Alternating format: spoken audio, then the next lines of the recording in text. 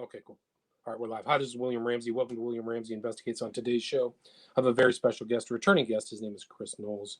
He operates the Secret Sun blog, and I had him on about a couple months ago to talk about an excellent book called Endless American Midnight. And in the interim, he sent me some information. As a lot of people know, I've written a book about the West Memphis Three titled Abomination.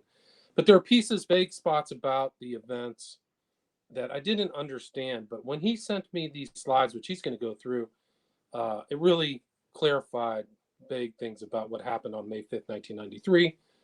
The West Memphis Three are back in the news. If people don't know, they were talking about trying to get evidence. It was blocked. They wrote, when they signed their agreement in 2011, they said they gave up any rights to go back through and retry the case, which is essentially what they were trying to do. So the judge kicked that out. But yeah, so this is really fast. It's very timely, really great research. I'm delighted to have Chris Knowles back. So Chris, please just go into maybe your background and how you became interested in the West Memphis Three and this part of the West Memphis Three case that you looked into. Well, I hadn't really thought about it for a long time. I started thinking about it when they were trying to rehabilitate Eccles with the Stranger Things 4 push. There was a big publicity push, and then they were really kind of talking a lot of stuff about satanic panic, which is a concept that you've read the book. I have a great deal of problems with that whole notion. And it's interesting to me because the people who usually push it are people who either A, don't know what they're talking about, or B, have some sort of vested interest in Satanism. So I hadn't really thought about it for a long time. I mean, I was just going along with the crowd. I mean, I hadn't paid a lot of attention to it, but I actually bought like 2 of the benefit CDs. I got the original one, which I think came out in like, what was that, 2000? And then I got the Black Flag one in 2003. And, I think I might have seen the first Paradise Lost, and I just took it for granted. I just believed the arguments because I didn't really have any context not to believe it. I hadn't really looked into it. And, the Paradise Lost documentary is an excellent piece of propaganda. I mean, it's very persuasive, largely because of all the information that it omits. So I guess a few years ago, I started looking into the case again, and I think it was back in 2016. Interestingly enough, I think it was because of Stranger Things, because I started looking into, a very mysterious program called MK Often, and I was writing a series of posts called Uncle Sam's Secret Sorcerers, and I started looking into the West Memphis case again, and I just came away with a conviction that these guys were guilty. And the interesting thing about it, I don't know if I wrote about this in the book, but I remember there was a case much like this when I was growing up, of a boy who had been was walking home from school and was attacked by 2 very much two types very much like like Miss Kelly and Eccles. And they beat him with bullwhips, and then they shoved fireworks down his pants, and then they threw him off a bridge. So, I mean, I grew up in the 70s, in a pretty strange area. So I was very much familiar with the kind of violence that people like this can commit. And I remember all the cases from the 80s. I mean, the interesting thing is just how much, satanic crime there actually is, and how much of it is just downplayed by the media whenever they discuss these issues.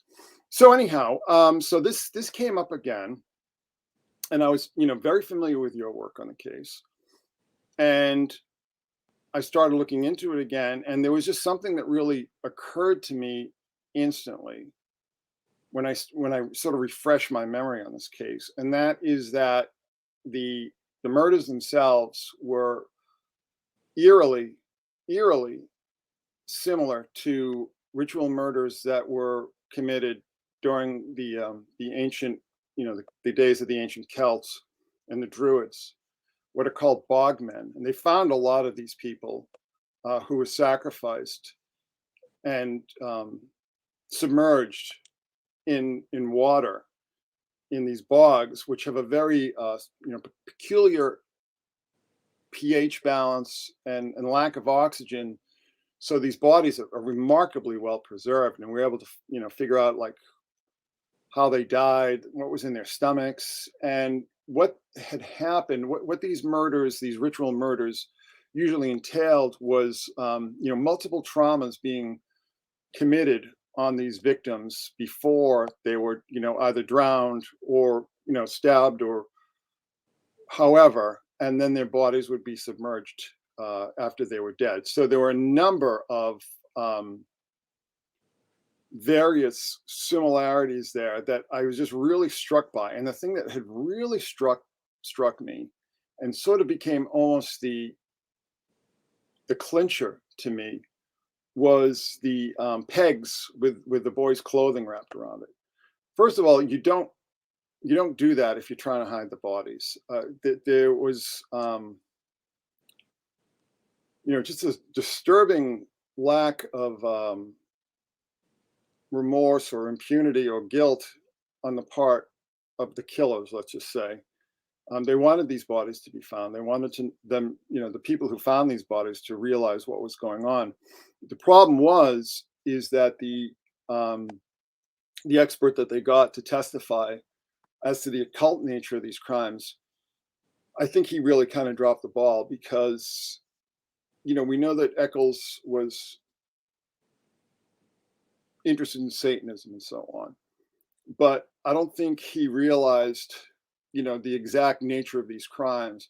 And this sort of speaks to something that I talk a lot about on the blog, and I continue to sort of bang on, is like, we've got to get past this whole idea of Satanism as the go-to, because when people really become immersed in the occult, Satanism will often be there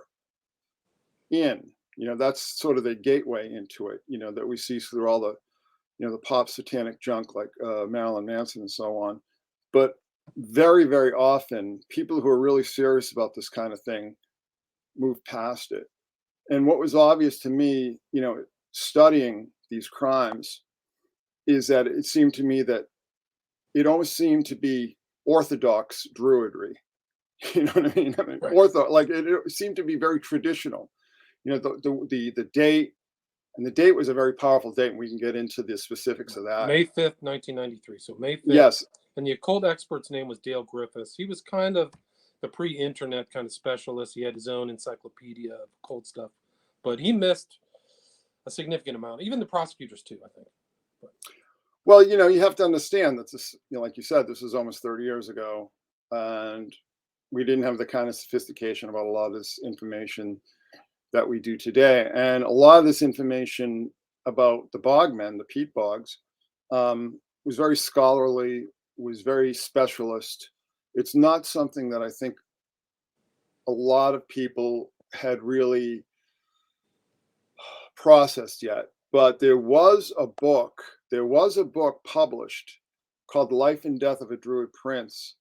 It was originally published in 1989, and then it was republished in 1991, and it was an imprint of Simon & Schuster. So this was a book that would have been widely available.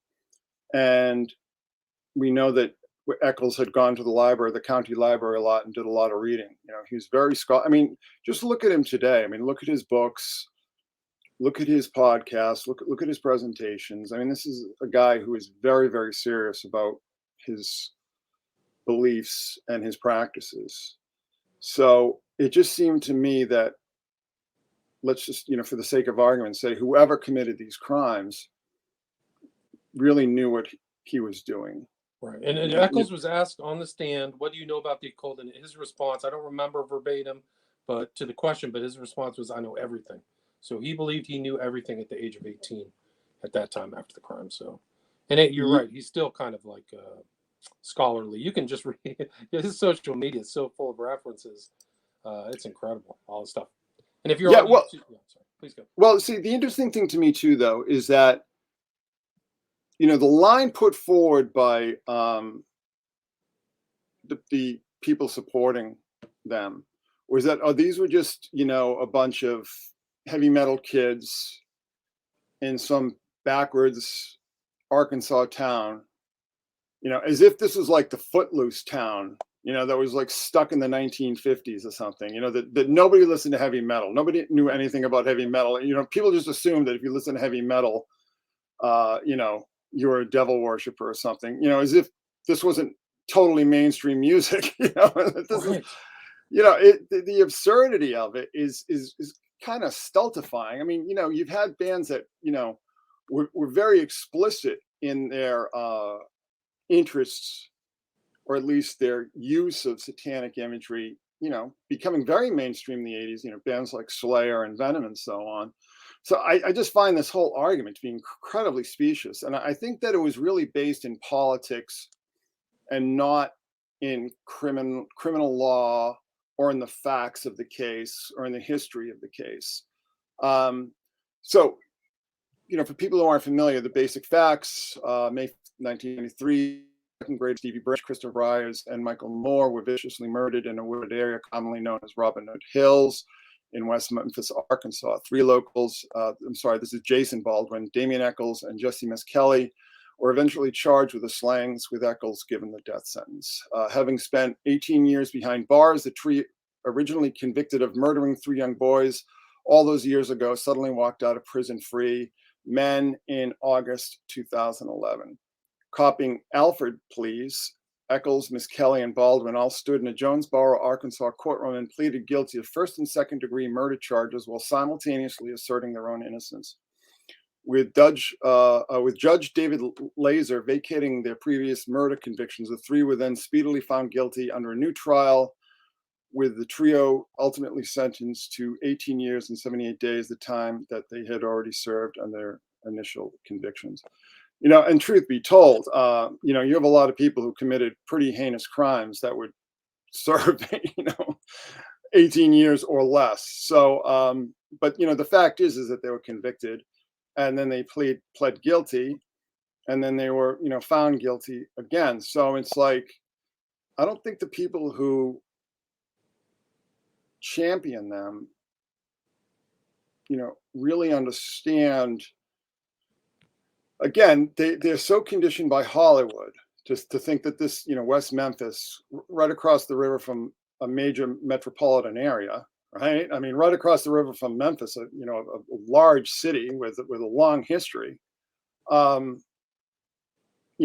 assumptions are really based in Hollywood and in propaganda, political propaganda, rather than in, again, criminal law or basic facts. So this slide just talks about the search for the boys, and we don't have to go into this. One of the things that I want to stress here is that I'm not focusing on the facts of the case as far as the investigation and so on and the trials. My interest in this, and the reason why I've done this presentation, is that I'm just interested in the specifics of the murders themselves. Because like I said, as soon as I really dived into the specific details of these murders, I'm just like, this is somebody doing their own version of druidic ritual sacrifice. Okay. And we know that these guys, just to add to your presentation, we know they were walking around in cloaks and staves. They had staves. The boys were beaten with a staff prior to being drowned. There were cranium wounds consistent with being hit with a stick. The sticks were missing. They might have been found. So there's other things consistent with the case that I know of. And just to add to, Eccles, and you show in your presentation, people see this, he was featured kind of in Berlinger's part 2 to the Blair Witch Project, I think, was the Blair Witch follow-on, or Blair Witch 2. There was an Eccles-like figure. And apparently the season 4 of Stranger Things features this guy Munson, who is an Eccles figure. Mm-hmm. And so it ties into current events. And this is the Stranger Things is whole wrapped up in a lot of my research. They have a lot of 11s, but they feature one of the kids' name is Byers, which you showed in the first slide of your presentation. Was Mark Byers was one of the victims. So, and they had all the visuals for the West Memphis 3 are included in the first season of Stranger Things with the bikes, the kids driving, kind of drifting around the city by themselves and a lot of stuff like that. So it gets pretty deep, but sorry to interrupt. No, not at all. This is just going to some of the details of the case, but I think one of the the dead giveaways here is the urine in the stomachs. And Miss Kelly had confessed that he and Baldwin and Eccles had orally raped these boys, and then we find out that they have urine in their stomachs. So, and I cite you for that information here at the bottom of the slide. So, I mean, I think it's just, I just don't understand how this is still a controversy. I think it speaks to the fact of the power and the sophistication of the propaganda effort on their behalf. One of the things that was interesting to me when I was going back and look at this, because I wasn't, I kind of like late 90s, early 2000s sort of become a blur to me. I'm not really quite sure, when happened when. So, the Black Flag CD, the Rollins, because Rollins had gotten involved in this case fairly, well, I don't know, I guess early, but he got involved in this case at an interesting time when his band was basically on the rocks. His career was dead. His last few records hadn't sold. So it seemed to me that he was latching onto this case as a way to, just keep himself visible in the media.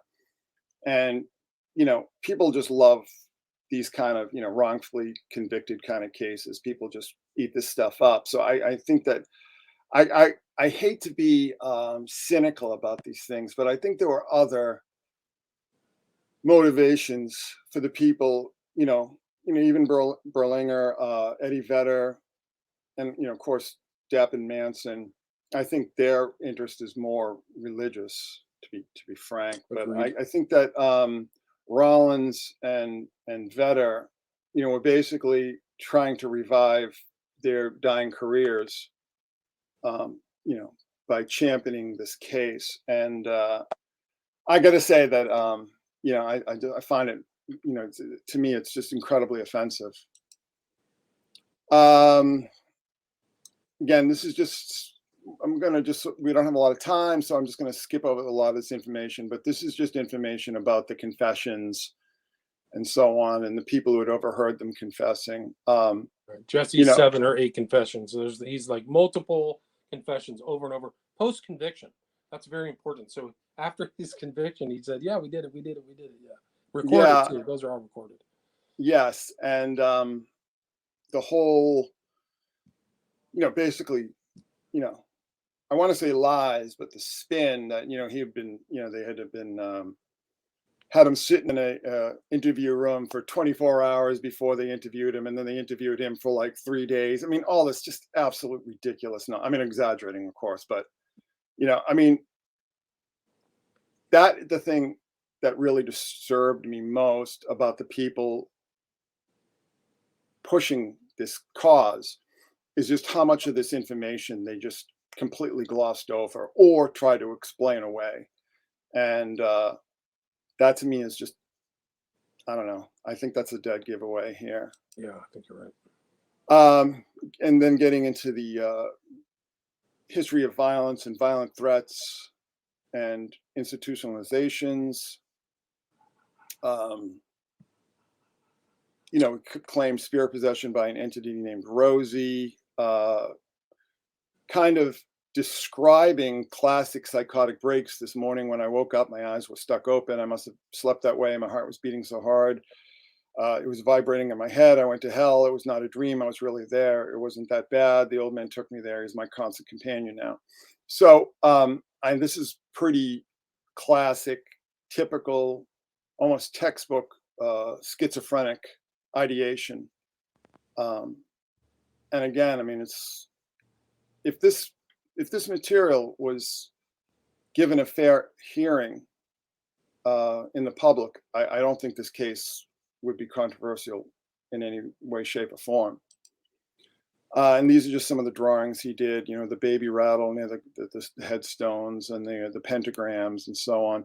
So, I mean, symbolically, this image on the left here, and this is from the evidence file, this is clearly attaining power. I mean, this is a classic sort of necromantic black magic ideal of gaining power from the dead. I mean, it's just classic necromancy right here. And of course, this baby rattle is incredibly disturbing. You're familiar, obviously, with I know all this stuff. Yeah. Yeah. I put this in my book. Yeah. Yeah. And an interesting thing about that picture is those trees are very specific to that part of the country. So I can't remember the name of the trees. It's like, I think it's a willow tree. So those weeping willows. Yeah. So weeping willows. That's what it would look like if he was out at night somewhere around west of Memphis. Those would be the type of trees. Yes, exactly. So this again is just more deep background and citing your book here. Damien and girlfriend were going to sacrifice their baby, relates that she is a witch. While at detention center, he reportedly grabbed a peer and began sucking blood from the peer's neck. Provisional diagnosis, psychotic disorder. I mean, I think that's clear from his artwork and the statements that he made. He's had 3 psychological hospitalizations. Each has been associated with anger, thoughts of killing others, and thoughts of killing himself. So, I mean, again, nobody talks about this when they push this case forward. It's always just satanic panic. And the thing I like to point out is that there's this whole, when people repackage the satanic panic, it's like, oh, it's just, a bunch of fundamentalists in the backwoods pushing this stuff. And it's like, no, in fact, the satanic panic was pushed by major media from the start.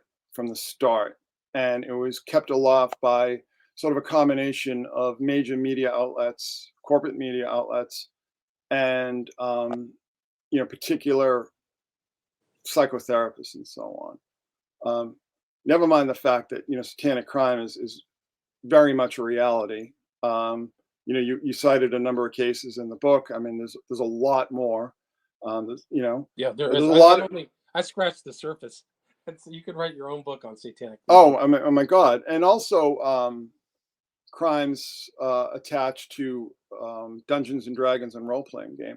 So again, I mean, it's like we have this almost like this big lie technique where it's just this simplified, dumbed down, untrue statements are repeated over and over again. Satanic panic, Dungeons and Dragons, satanic panic. It's like all this kind of stuff.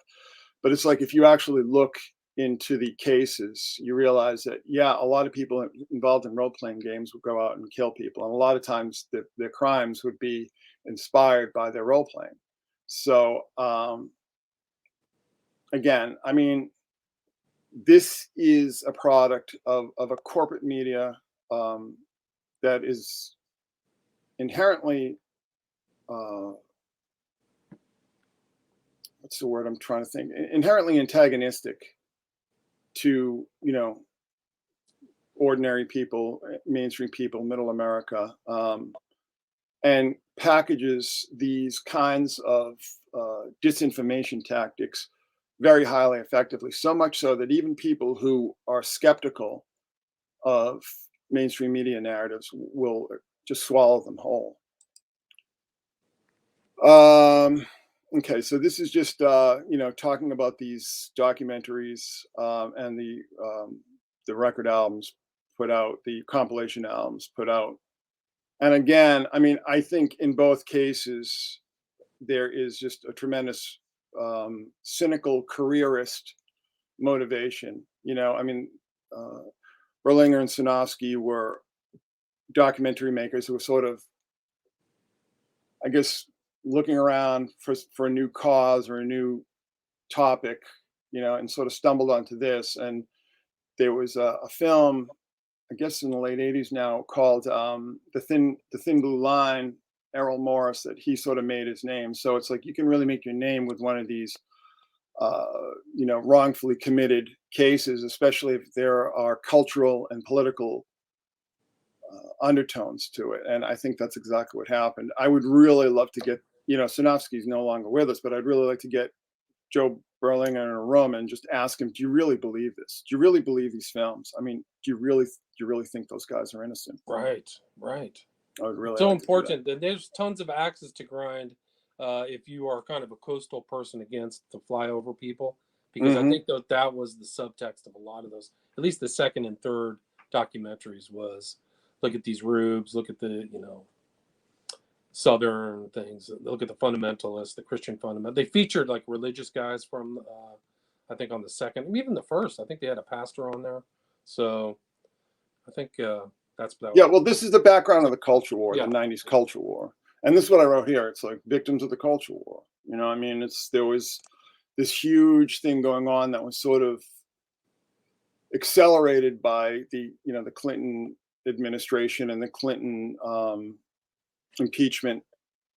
There's just, and this is the time, people forget that this is the time during Promise Keepers and all these other groups that, the religious right was much more prominent and powerful than it is today. I mean, I think its power and its reach was always wildly overstated for various reasons, but, it was much more of a force than it is today. And I think that, like you said, stick it to the roofs, stick it to the backwoods snake handlers, And again, ignoring the fact that West Memphis is essentially a metropolitan area. It's a suburb. It's not the backwoods. It's not the Appalachians. It's really disingenuous to make that argument. But I mean, this is what Hollywood does. This is what the mainstream media does. It's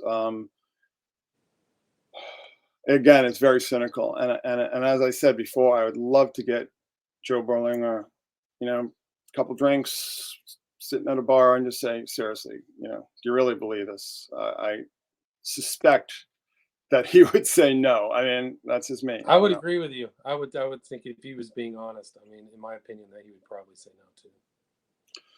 So this is just, talking about all the information that was glossed over, downplayed, distorted, or simply excluded from the films, such, Damon Echols' rather unsavory rap sheet, lengthy juvenile record. I guess that would have been sealed at the time.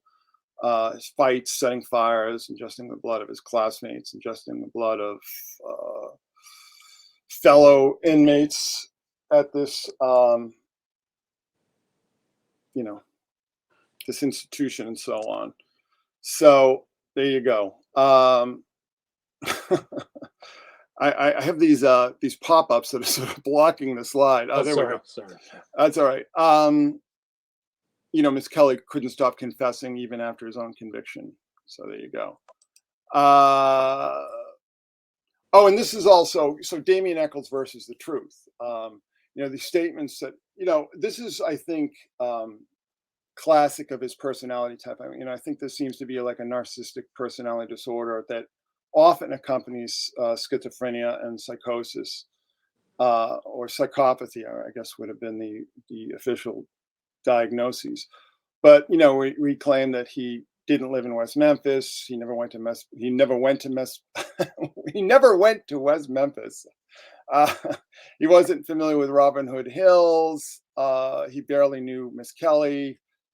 Claimed he was raped in prison. This absurd story that this inmate crawled in through a cinder block that he had removed, and just claims his mother and sister never visited him in prison. So, I mean, these are all just like hallmarks of, I think, a deeply disturbed mind, to be frank.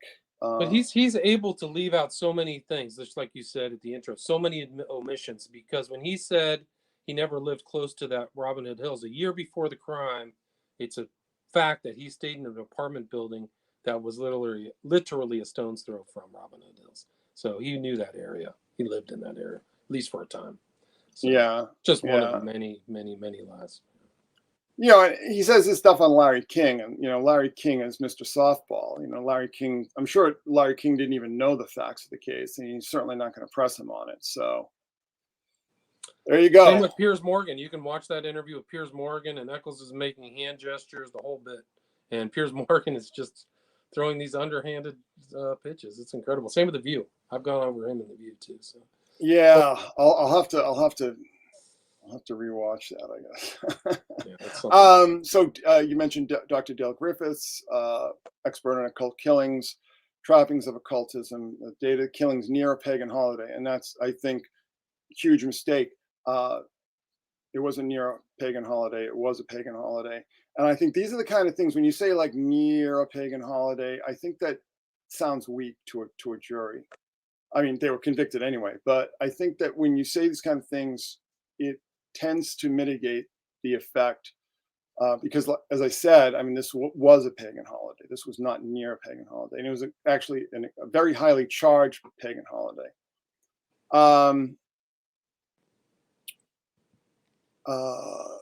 Young children sought for sacrifice, young are the innocent, better life force. Again, I mean, some of these claims, when you talk about Satanism, a lot of these things are anecdotal because there is no corpus of literature that has any kind of authority that you could cite some of these facts from. But 3 victims and the number 3 had significance in occultism. Yes, specifically in Druidry, the number 3. So we'll get to that. The victims were all 8 years old. 8 is a witch's number. We're going to get to that too.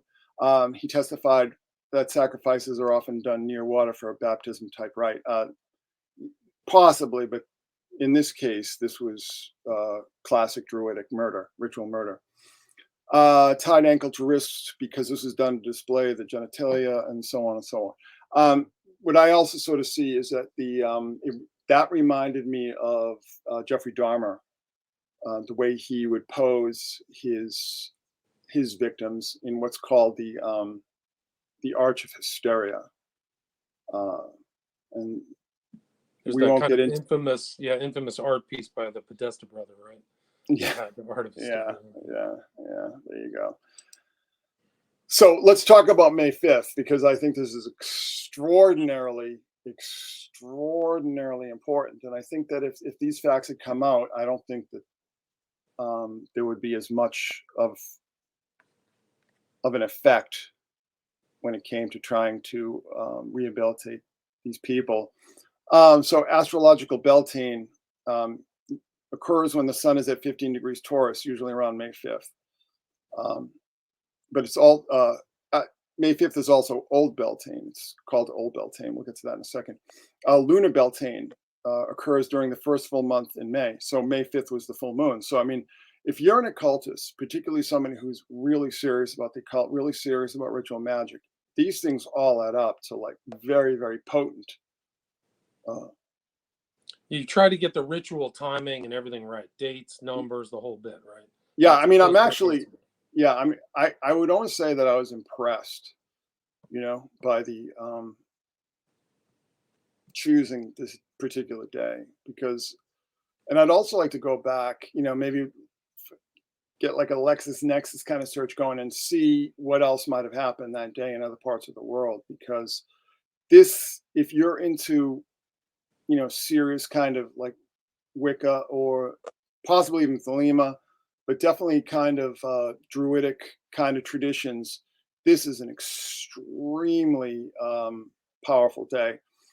So it's astrological Beltane, lunar Beltane, and solar Beltane, a cross-quarter holiday, one that stands halfway between a solstice and an equinox in the wheel of the year.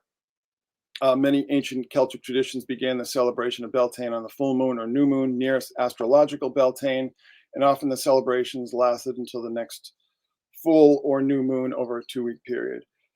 So, adding it up again, I mean, this is astrological Beltane, solar Beltane, lunar Beltane, old Beltane, the start of Beltane festivals. So when you look at the Druidic aspects of this, the dating here and just the sort of the supercharging, the astrological supercharging this day, I think it cannot be overstated. And then, of course, it was Wednesday, which is sacred to the Druidic god Tuates, god of the people. And here, what do we see here? We see a man drowning a child. In this case, in a vat of ale, right? But I mean, just look at that. Just think about that for a second. This is. I don't know if this is cultic, but this is associated with this druidic god Tuates. And just look what's going on here. And it's interesting, Chris, because this came up in my research into SFK, and one of the other researchers, Igor Sarsky, mentioned this god in one of my interviews. Talked about Tuates, about this drowning because of all these men who suspiciously been found in water. So it's interesting how this ties in. I didn't know much about druidic stuff, but when I was reading the ONA stuff and researching that, that's what came to mind: the forest, druidic dates, and so it's interesting that you found that very prevalent in the West Memphis 3. So, yeah, and just for future reference, and Tuates is associated with Odin and Hermes. Okay, so I mean there are other connotations here, but the thing I found really interesting is Eccles on March 17th, which is St. Patrick's Day, 2013. Talking about the snakes were never native to Ireland. The snakes St. Patrick drove out were druids forced to flee their homes or face execution. What really happened is that St. Patrick had forbade druidic human sacrifice, something that the Romans had tried to stamp out. Right. So Caesar's invasion of Gaul, the Druids were there at that time. This is what, 2,000 years ago, 2,50 years ago. But there was like all kinds of writings at that time about the Druids. So they knew that Celtic culture was actually in Europe and was kind of driven out. There was a lot of Celts in present-day Germany, Belgium, and they found bogmen. I think the one that you talked about was in England, but I think there was another famous one that was found in Amsterdam or in that Netherlands area. Yeah, so, all over the Northern Europe. And the interesting thing, so Celtic really refers to more a culture and a language than a genetic disposition. I think that druidic type human sacrifices were not just unique to the people who practice as druids. They were also widely practiced, by people who worshiped Odin. Odin commonly was honored with human sacrifice and also the mutilations and so on. So yeah, they're very much just, Vikings had tons of sacrifices too. So it was different cultures were engaged in a lot of this stuff. Sorry. Yeah, and I think there was just a lot of overlap. Because the Celts or the Gauls, they were formally, not formally, but they were a Germanic tribe. So I mean, I think there was a lot of overlap in practices and beliefs.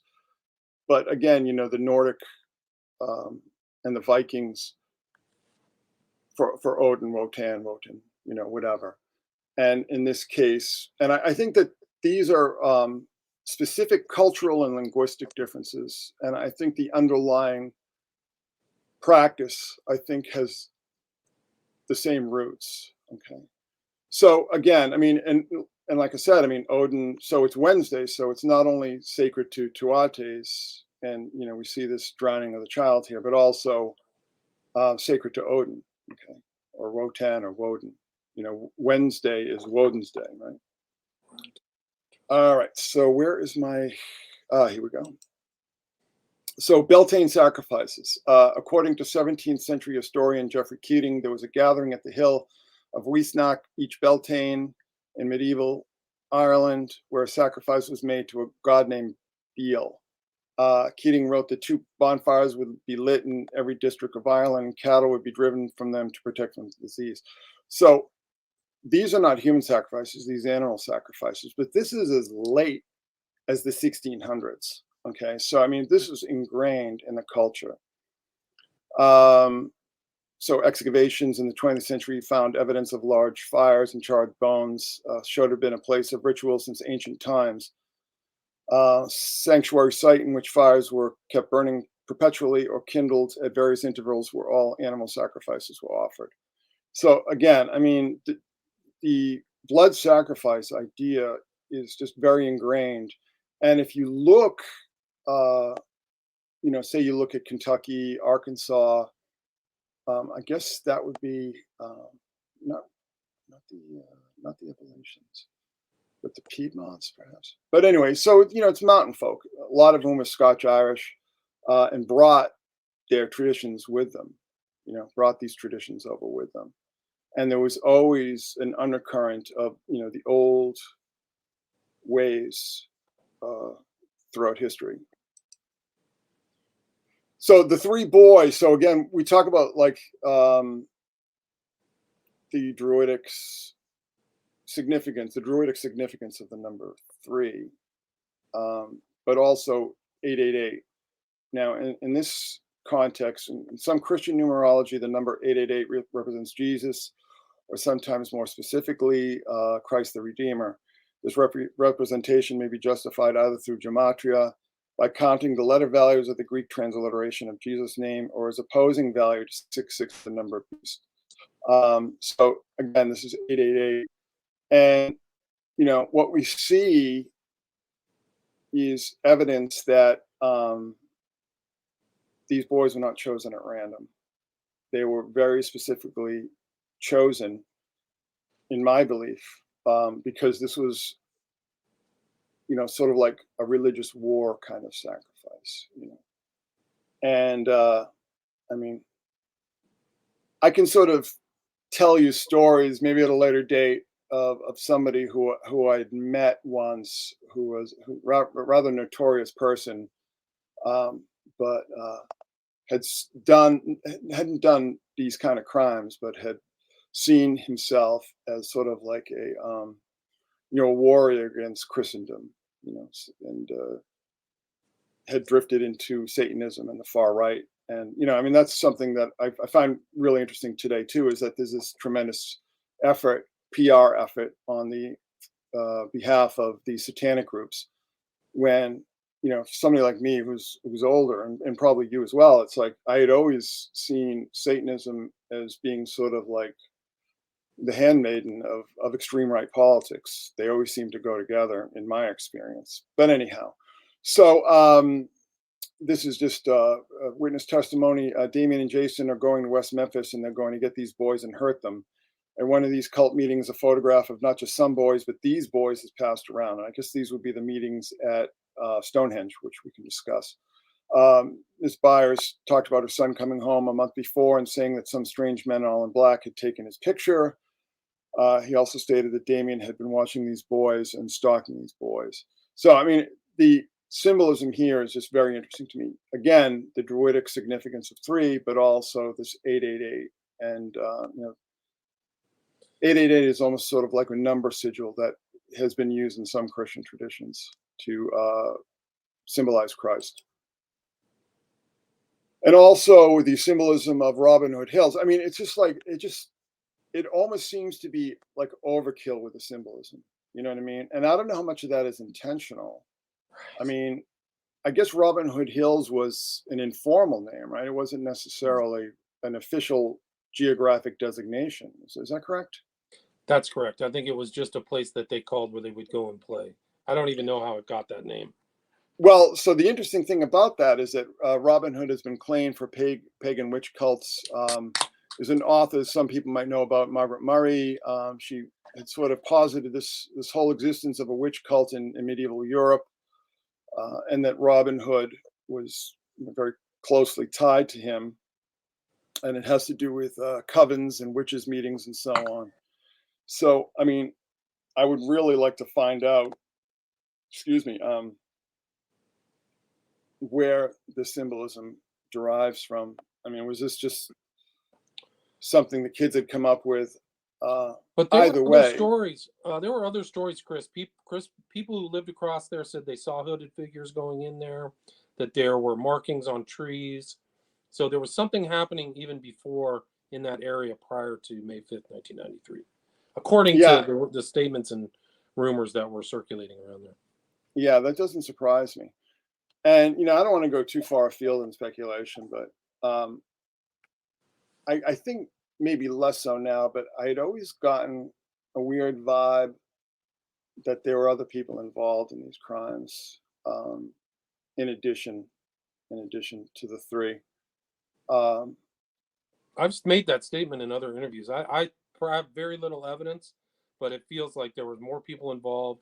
There was a weird event at Bojangles a lot of people know about. You think that that's the perp, but that might have been somebody there. He showed up in blood and excrement or mud and was acting, locked himself in the room, weird stuff. And then that blood was mysteriously lost out of the evidence room, which is weird. There were also statements on just no, one go more, ahead. just one more thing. On the night of the death, somebody got into a cab in West Memphis and asked the cab driver to drive them 400 miles. The cost didn't matter. And so I think that the guy paid out a couple $100. But that was another weird story.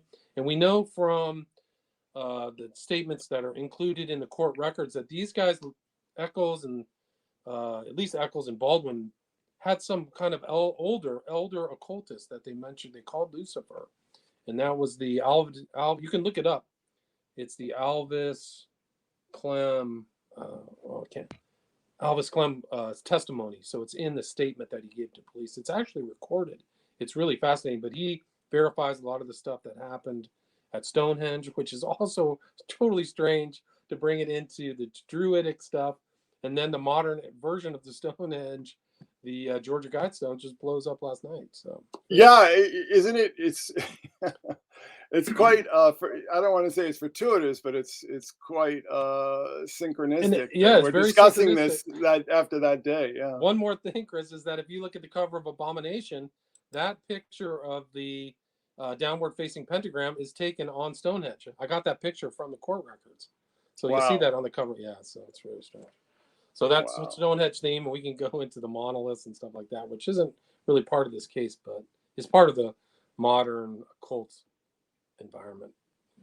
Yeah, definitely.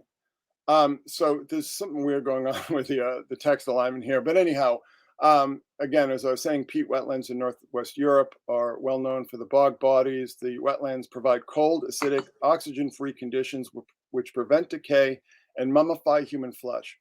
Similar evidence of grisly murders has been seen in other bog bodies found in Britain, Denmark, Germany, and the Netherlands. Also other places as well, Scotland and so on. And in the case of the two Irish bogmen, the study team says they were probably used as sacrifice to pagan gods. While both bogmen appeared to be aristocratic dandies of their day, they still met horrible deaths. So again, I mean, the thing that really struck me is that these bogmen sacrifices, tortured, mutilated, beaten, broken bones, dismembered. Again, this kind of like overkill and trying to inflict as much trauma on the victims, the sacrificial victims, as you can before they're submerged. And again, I mean, that's really one of the things that struck me insofar as the parallels between bogmen murders and the West Memphis murders. Okay.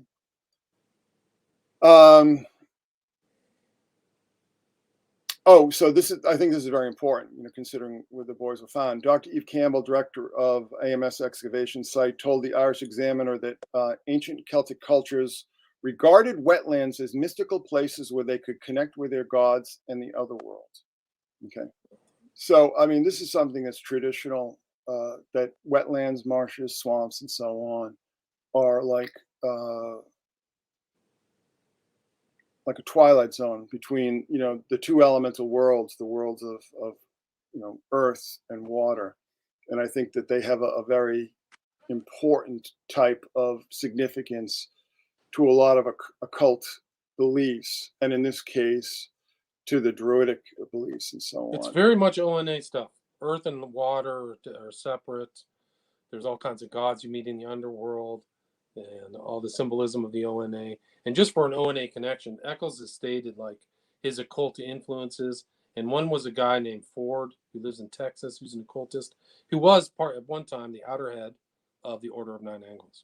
So yeah, it ties into this kind of Druidic element of the ONA and what I think you're talking about as far as the West Memphis 3. Yeah. Right. Exactly.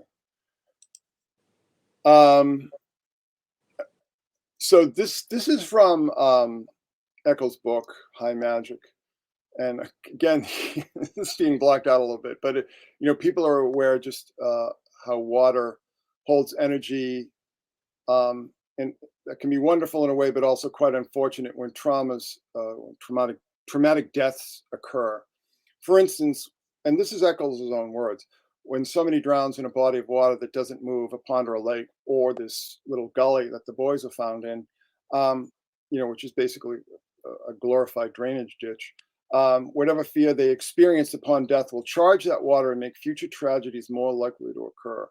The horror has infused the water and will attract similar energy until the charge is nullified, altered, or dissipated.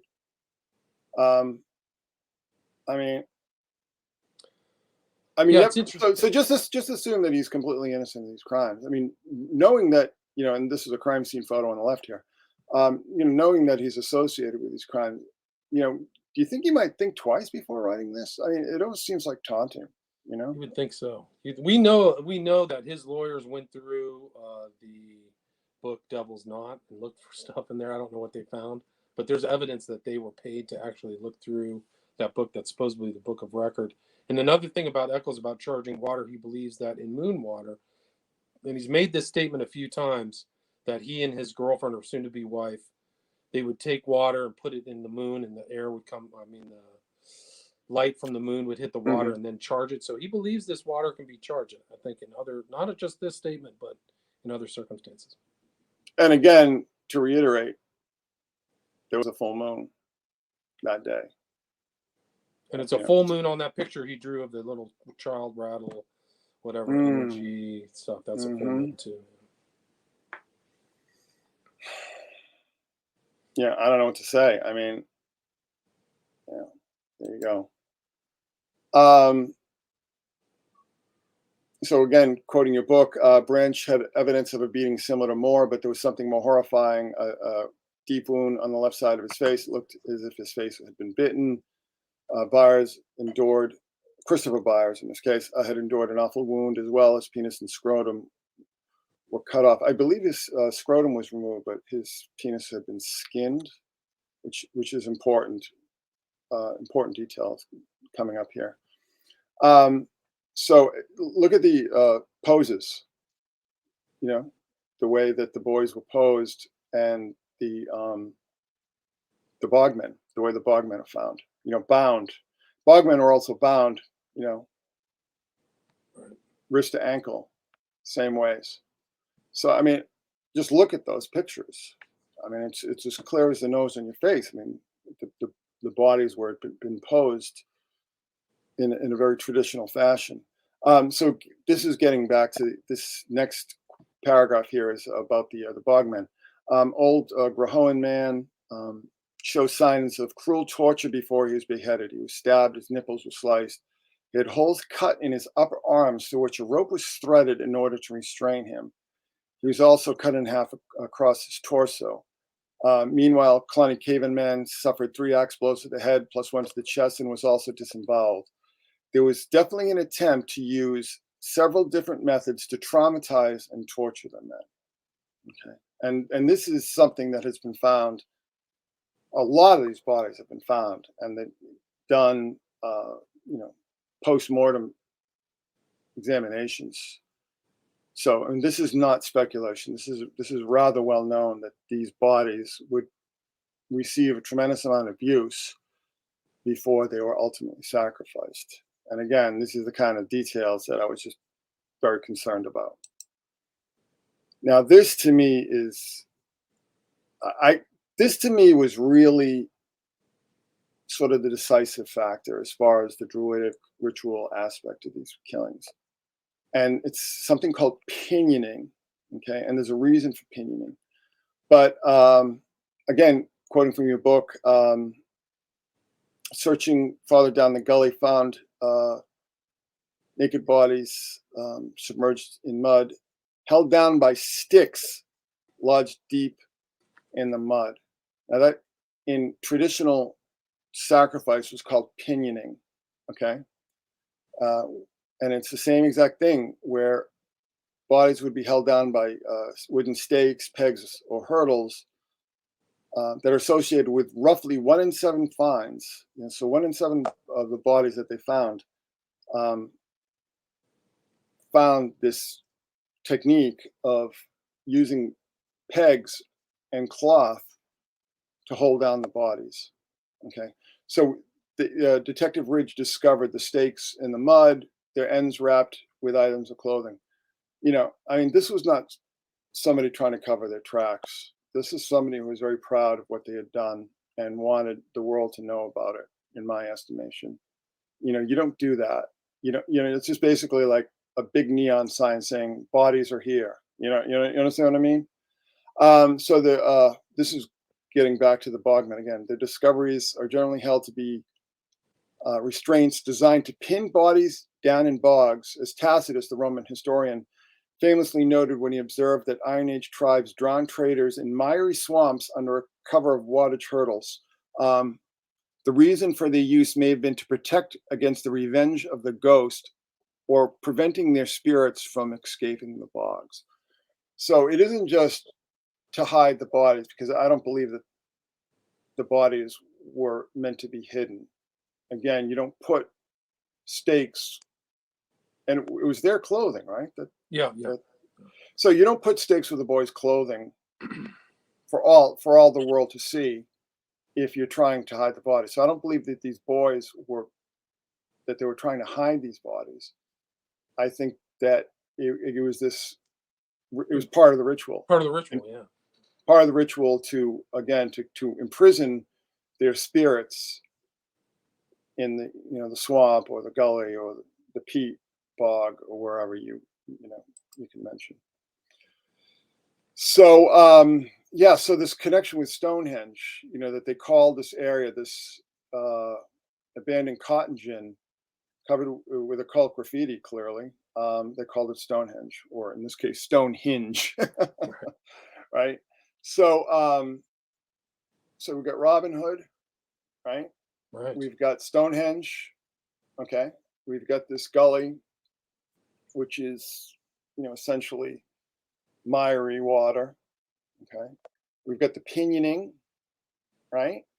And then we have, the supercharged date, right? The supercharged date, very highly significant in any, and I'm not talking people who are necessarily involved in like Satanism or black magic, but this date would have been very significant to people practicing Wicca and so on. So, I mean, this was a very, very highly charged date in so many different ways. And then, we have these other connections that, again, I mean, I would really like to know where these names originated. I mean, did they have an occult connection to them? Right. I mean, did they originate with Eccles and crew or somebody else? I think that's exactly. Yeah, exactly. They come from their imagination, or were they into a circle of other people? We know that he traveled to Memphis and talked to some other very alternative figure. I forgot his name, but he was kind of a well-known, kind of curious guy. I forgot his name. But there were other people around. There's people circulating around Eccles. We know that he was taking pictures of other kids. According to a test, this was a statement to the police, so they could have been charged with a crime if they were lying. So there's other things that I include in my book about very strange connections and events that happened around the West Memphis Street, was totally ignored by the mass media, corporate media. Exactly.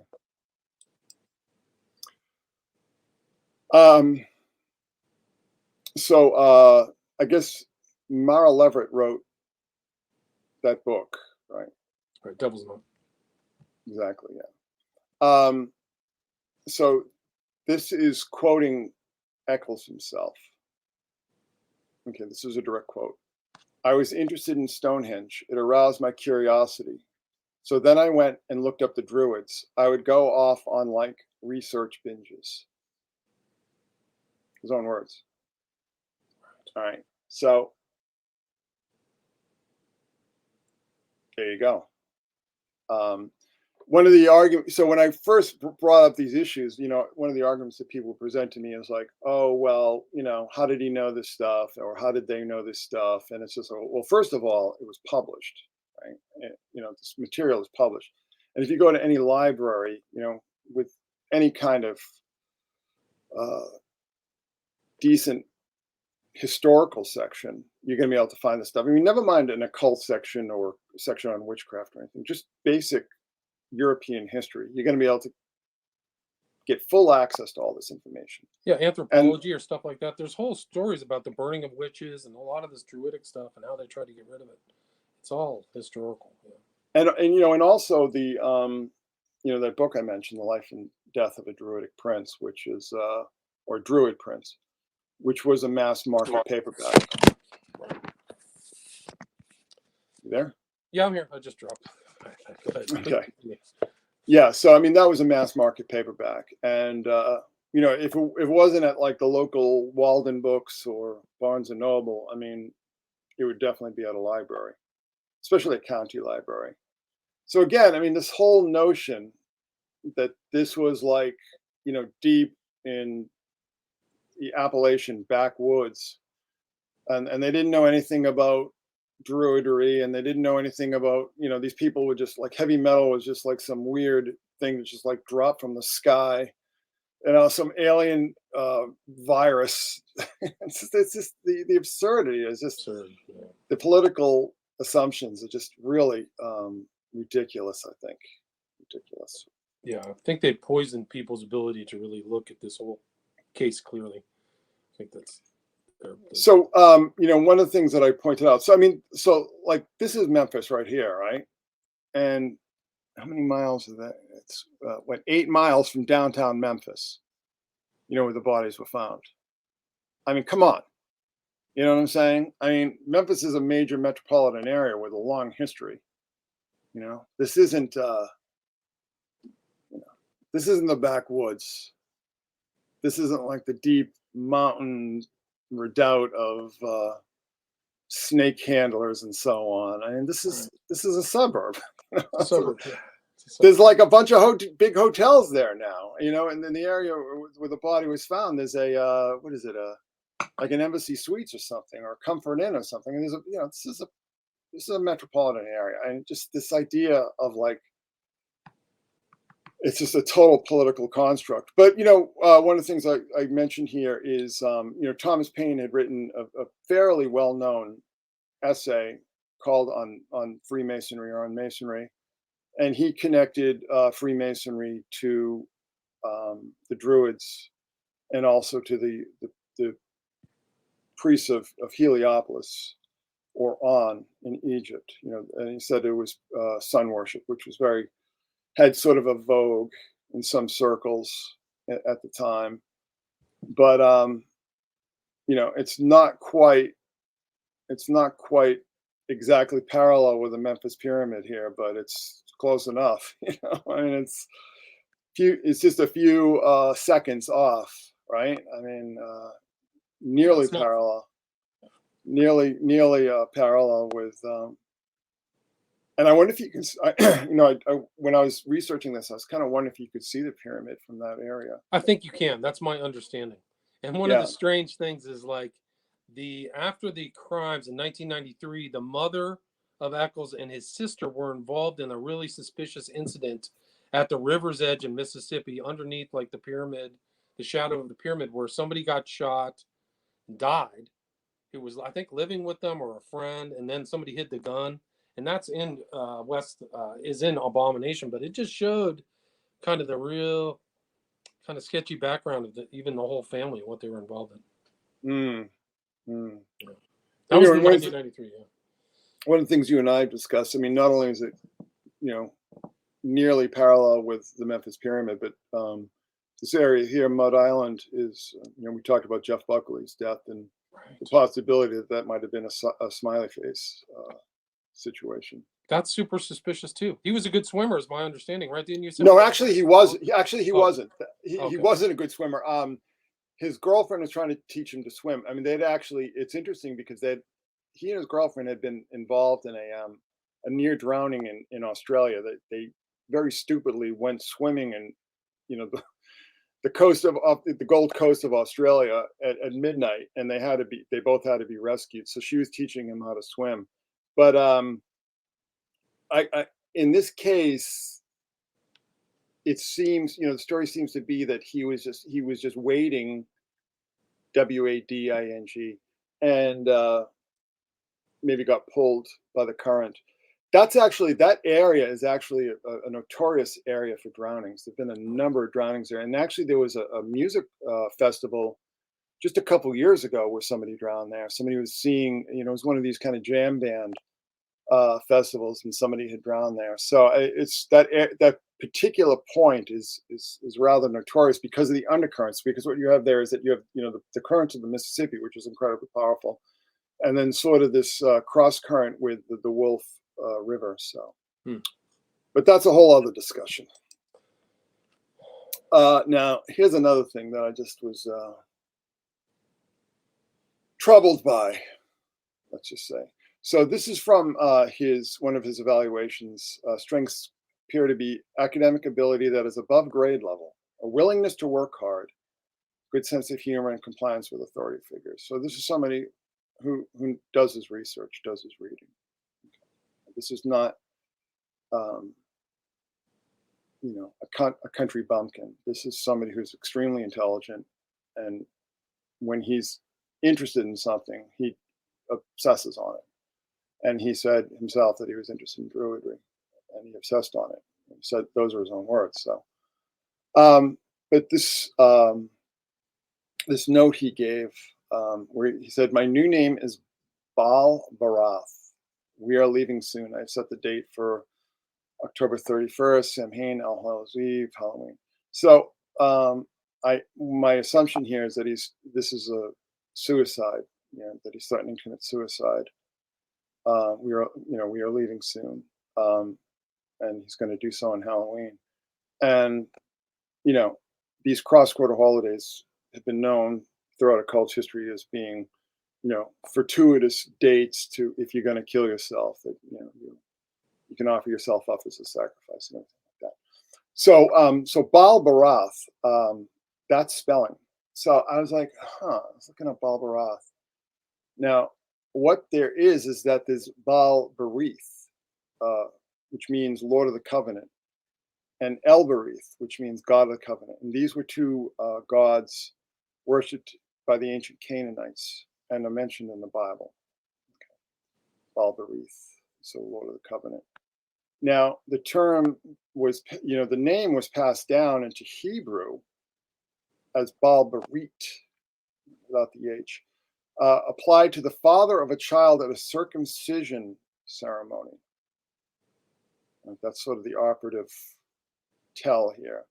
So Baal Berit became a term for the father of a child at a circumcision, what's called a bris ceremony. Right? And then I mentioned, one of the boys, later identified as Chris Byers, was covered in lacerations and had the skin from his penis and scrotum removed. So, I guess you would say that was like a rather extreme circumcision. Okay. So, just look at the chain here. And I think in Jewish tradition, the boys are circumcised at 8 days. Is that right? So there's another 8. Is that correct? I have to double check that. That comes to mind. I think the bris is at 8 days, but I'll have to look that back up. That may be so. That's even more disturbing if that's maybe the case. Somebody in the chat can look that up. Yes. So it's Baal Barath, which is either his, sort of like a portmanteau of his own making, or it's just him misspelling Baal Berith.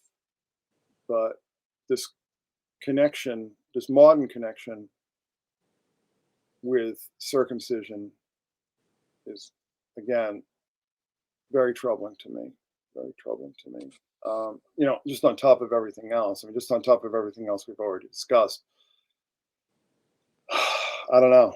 Yeah, well, you can go into what Baldwin supposedly did with his what got cut off. So Oh, jeez. So Navad says it's on the 8th day, so he's confirming that. So that Oh my I think goodness. that so the Jewish circumcision bris is on the 8th day of the men's boy's life. Mm.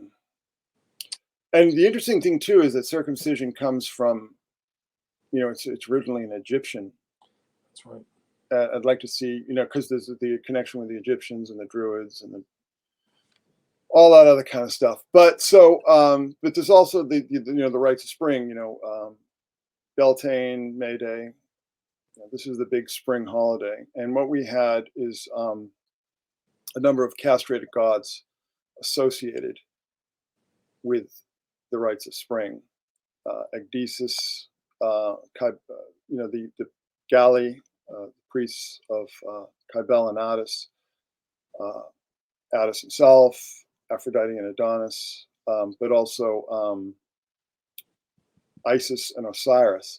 So you have a number of these sort of fertility gods associated with these spring rituals and ritual sacrifices that are also associated with castration. Okay, so like I said, when I was really kind of adding this up, I said so partly in jest, but it's like this seems like orthodox druidry, like trad back to basics. I mean, this is like, wow. and it's rather well studied. So again, that Balberith associated with castration associated with Beltane and other spring rituals and so on, pinioning. I just really got the sense that let's just say whoever committed these crimes, right, planned them out meticulously and was very well read. I think you're right. Yeah, it's amazing. Yeah, this research is incredible, really. But there's also sacrificed male gods. This is Orpheus, and then the Adonis River. So I guess this gully is a drainage ditch, but it fed into the what's the name of that river? The 10 Mile River. Right. Yeah, 3 Mile was the aqueduct they built to drain off into the Mississippi. So it was supposed to have been built to keep from flooding, keep the area from flooding. It was called the 3 Mile aqueduct. 3 Mile something. Yeah. Okay. Yeah. So I mean, this is almost like a twofer because you're getting the connection to the river, but you're also getting the stagnant water. You understand what I'm saying? So this is what I'm saying. It's like, I mean, if these crimes weren't so horrific, I'd be impressed by the attention to detail here.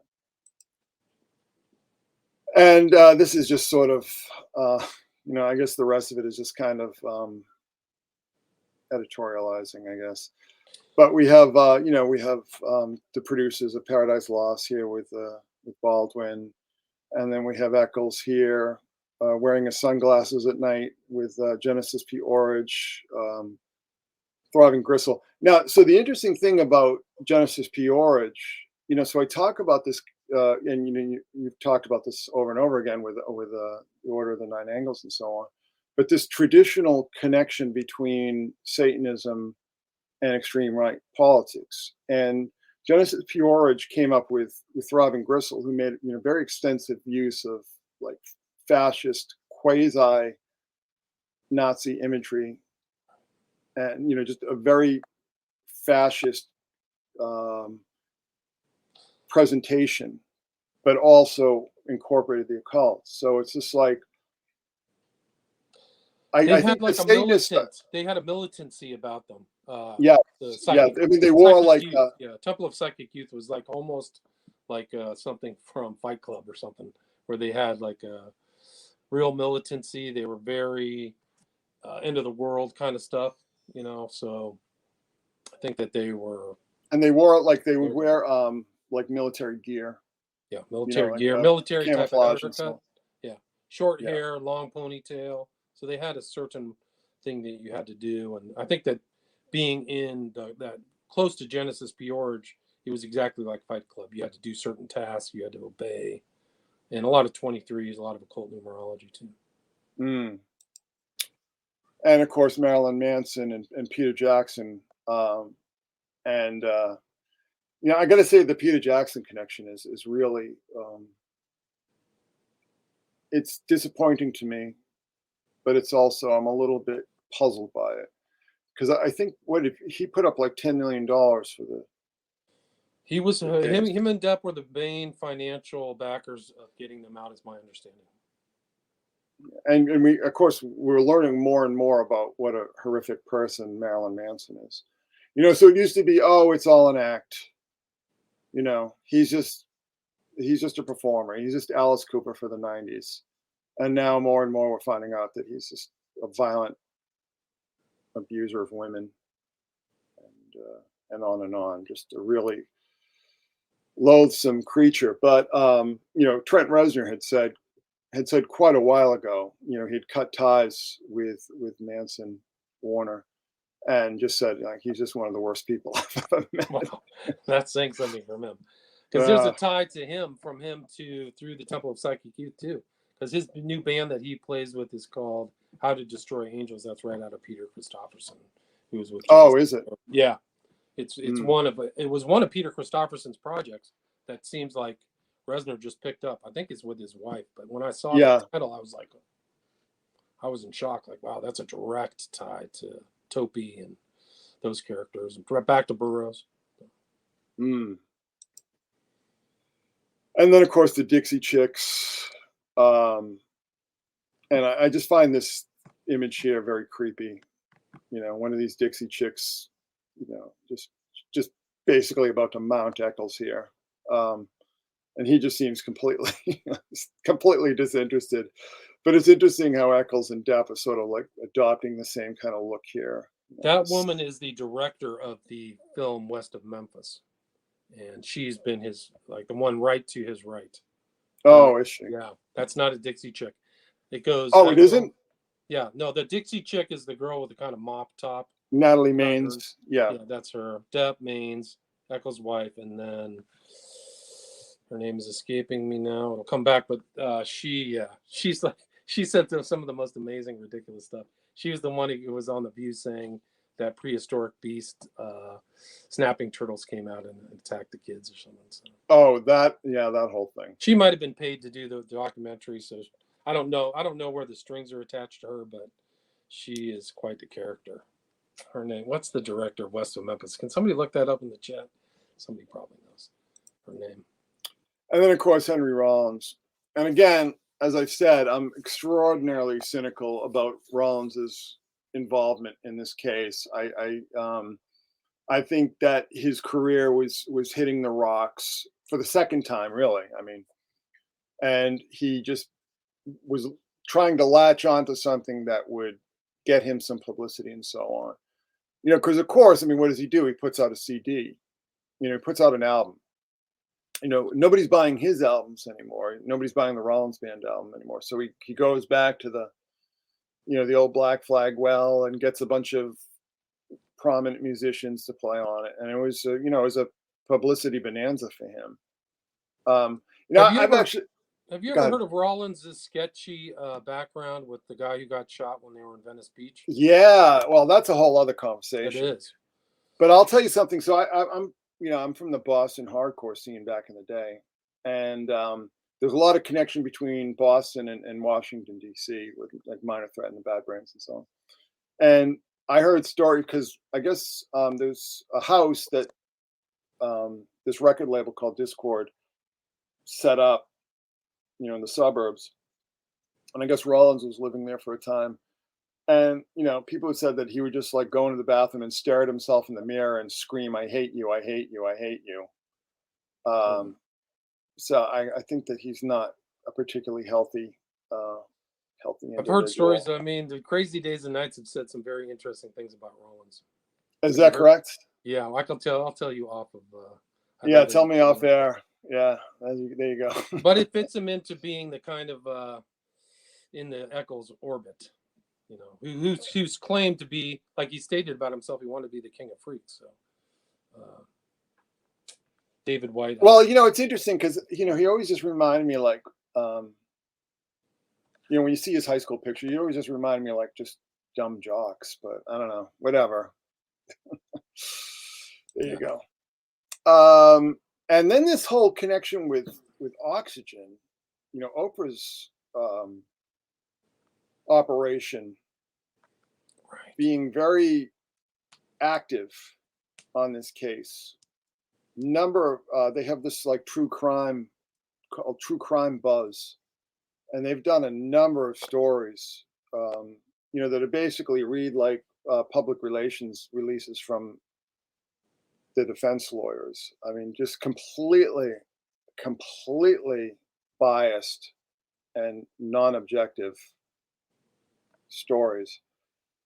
And I don't know what the connection is there. Like, why is Oprah's operation so interested in these guys?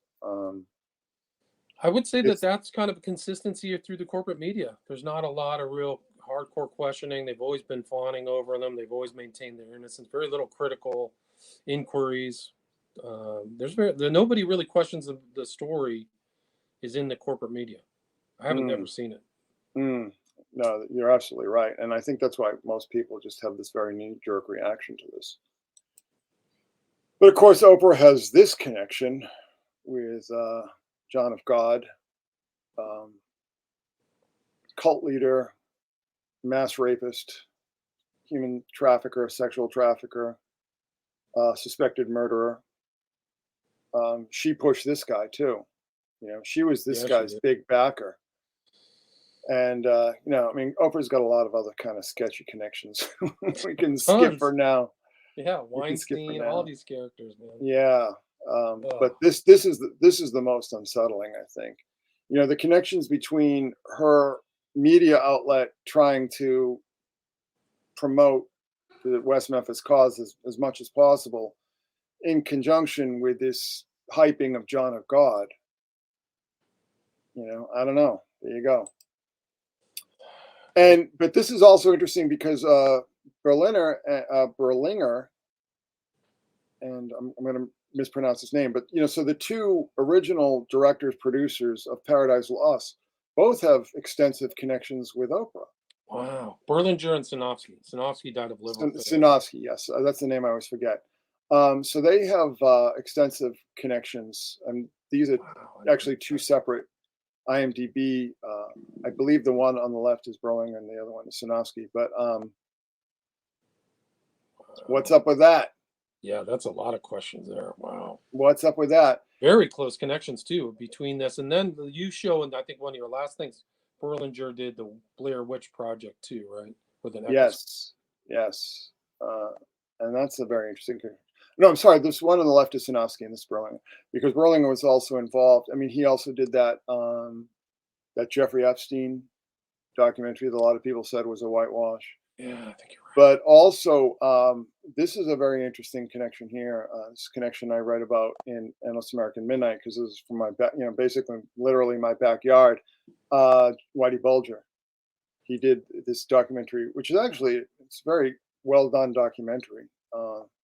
United States of America versus Whitey Bulger, and it's about the whole situation with Michael Connolly and the FBI, all done under the aegis of Robert Mueller. Where basically they were just using Bulger as a sort of a cat's paw. The corruption and so on. They would never do that with Epstein, though, right? How Yeah, yeah. But so I mean, I'm sure and a lot of your viewers know that Bulger was sort of MK Ultra's star pupil. Yeah. Star pupil. He was one of the last residents of Alcatraz, and I think that's where they did the tests on him, if I remember correctly. Yeah, well, that was one of the places. I mean, they really did a number on him, but yeah, I mean, Alcatraz was one of the places where they were doing extensive testing, and basically, what the testing was is that they pump them up full of insane doses of LSD and just lock him in solitary, and just torture. I mean, torture. It was torture. Like literal Nazi stuff, literal like kind of Auschwitz kind of stuff. Yeah.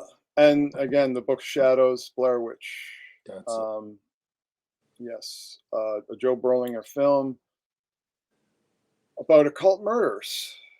So there's an interesting connection there. The movie was a huge flop, though. It was kind of a joke, actually. Very widely panned. But It's very strange because the Blair Witch Project was a huge success for a total indie film, right? Micro budgeted indie film, and then this one flopped. yeah, it was pure profit. So again, so there you have it. There you have it. Oh, also the 3 and the 3. So there's a 33 here as well that we can see. I think you're on the money, though. I think that the Druidism was never really ever looked into, to my knowledge, as Because something. who would? Like, who would? Like, this whole thing. It's like, who even thinks of that? I mean, who would ever think like, oh, this is Druidic? Because it seems so obscure. Like, who would be like that into Druidry that they would meticulously plan this traditional, like I said, Orthodox Druid human sacrifice on this incredibly highly charged ritual date? Who would think of that? I didn't think of it until a few weeks ago. So that just goes to show you. And I don't even remember why. I think I was reading like a news story about the Bogmen, and that sort of refreshed my memory as far as this topic is concerned. But yeah, but it's like they brought it back. Like all that stuff died off, or at least in the States, was like the Christianity. As the Christianity declines, these old traditions are popping back. These old movies, Wicker Man, Midsummer, and these old ideas, man, they come back. The paganism comes back, and it's mixed in with these occultism, and I think this Druidism. It's the same with the ONA. That was one thing that I read about the ONA, far right, just like you said, far right occultism, but they're drawing on historical Druidism and earth, nature worship and those types of things. So the interesting thing, and this is the thing I always say, is that like when you've got somebody who's like a real type A personality, say like a Damien Eccles, does he want to subscribe to a religion, first of all, that has no legitimate corpus to follow, and second of all, is based on like the loser in somebody else's story? You know what I mean? It's like one thing in my experience is that people drawn to Satanism are usually people who had very religious upbringings and are kind of like on an extreme Rumspringer. If you know that term Right, Rumspringer, from the what do you call it? The Amish. Amish things. Yeah. So if you're really serious about your occultism, it almost seems to me like there's almost like a step. Like progression, like a progression. Like there's a series of stages where you start with like the Satanism, which is really sort of the bottom rung. It's like the trailer trash kind of stuff, and then you discover like the Crowley stuff. You know what I mean? And that's kind of like it's more sophisticated, and there's more literature to immerse yourself in, but it's still, it's something that some perverted drug addict made up out of whole cloth. But if you follow that back, you do end up with things like Druidry or Odin worship. I mean, you can do whatever the hell you want. You have total license with these religions, and not only that, but it's like they're sanctioned. It's not like, oh, I'm being bad, I'm being naughty, I'm in rebellion, I'm going to kill these boys and do all these horrible things. It's like, no, this is my religion. You don't understand. This is my faith. I mean, this is like I am following my religious faith here. And Eccles said himself, it's like Christianity sort of took us off the path. That was the right path. That was the right way to do things. And that was the right way to go about things. And Christianity sort of diverted us from, some sort of like weird detour from, the religion of our forefathers. And, you can do whatever you want, it's like, it's the pure same thing. The license. Nazis. Go look at the Nazis. I saw this documentary about the SS on Netflix, and they were literally telling these people, mercy and sympathy, that's all Christianity. Get rid of that. Mm-hmm. And it was all that. So they were just like the ONA, probably like a lot of other cultures. They were juxtaposing themselves against this old religion. They had their own Stonehenge. I forgot what it was called, and somewhere in the middle of Germany, some big structure that they did rituals at. Yeah, well, that's where Kenneth Anger had filmed scenes from Lucifer Rising there. Oh, wow. Okay, well, that makes perfect sense. Yeah. So I mean, so what they're quoting there is it's like Nietzsche and Ernst Jünger. You know, the whole idea of like the Superman is above good and evil, and you know, compassion is a sin. All these kind of ideas. I mean, these were very popular in the late 19th, early 20th century, and made their way into Nazism. Yeah. I think probably through some of these weird post-theosophical groups, you know, some of these occult groups, like Tool Society and so on. Right. Like it was, yeah. It's the. But you know, so another interesting thing. So, like, I mean, I'm sure you're all over this, but Lucian Greaves and the Satanic Temple. I mean, they present themselves as being woke, you know, very woke now. But you know, his big obsession was the process, and the process. And I mean, I'm not exactly sure. I'm sure you're all over that, like, but I'm sure there's a lot of continuity between the process and the ONA. Similar, definitely. I mean, there's definitely a lot of thematic similarities there. But so Greaves was very obsessed with the process, but was also involved in the republication of Ragnar Redbeard's Might is Right. Right. And even did the illustrations for it. So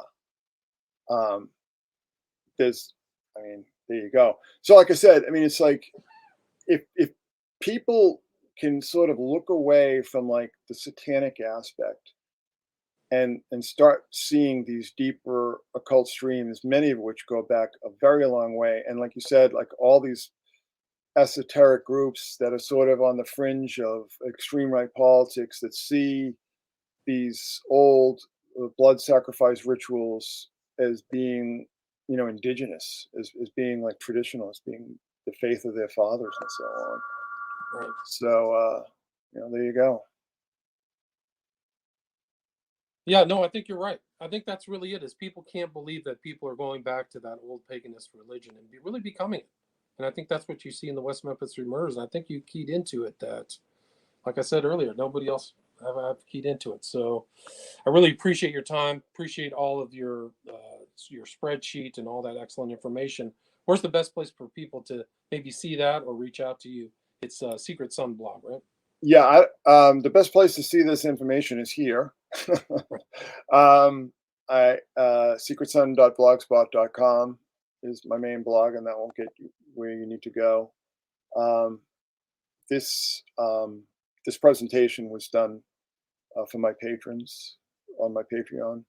Gotcha. And So, I'll tell you something. We all felt like really bad at the end of it. We're all just like, oh God, this is just a nightmare. And you know, it really is. It is a nightmare. And the fact that, you know, we continue to see these efforts to rehabilitate these people is unsettling at the very least. Very disturbing. The social aspects, the sociological aspects of this crime are really, really disturbing to see how many people either are misled or involved or whatever. It's not, like you said, I think unsettling is definitely the right word. What else can people see if they go to your Patreon? Oh, a lot. I actually constructed an index for it that I put on a separate blog. I'll link to that on the Secret Sun. There's a tremendous amount of material on there. Live streams, video messages, PDFs, books, articles. There's a lot. You got a lot of bang for your buck there. You know so what I mean? People can check out. And if you send me the link, I'll try to find it after the show, but I'll put it in the links to this show and on my podcast. So the Secret Sun and then the Secret Sun Patreon shows. And you've output so much stuff, especially in that book, Endless American Midnight. People can read through that and see all the stuff that you've written on too. Because there's a lot of information in that book. Yeah, so I recommend a lot that. of information. So Chris Knowles, anything else you'd like to add, or anything I missed before we wrap it up? The one thing that I would like to add is that you know, like in this case and in similar cases, you know, like I talk a lot about Mithraism and a lot of the symbolism that we see that's very Mithraic,